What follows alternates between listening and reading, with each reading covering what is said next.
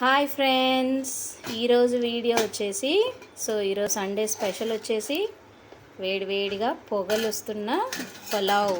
Meal maker pulao చేశాను. Gravy chicken curry చూస్తున్నారు కదా, చాలా ఎమ్మీగా ఉంది. అలాగే చల్లని రైతా. మీలో ఎంతమందికి పులావ్, చికెన్ కర్రీ, రైతా ఇష్టమో నాకు కింద కామెంట్లో కామెంట్ చేయండి.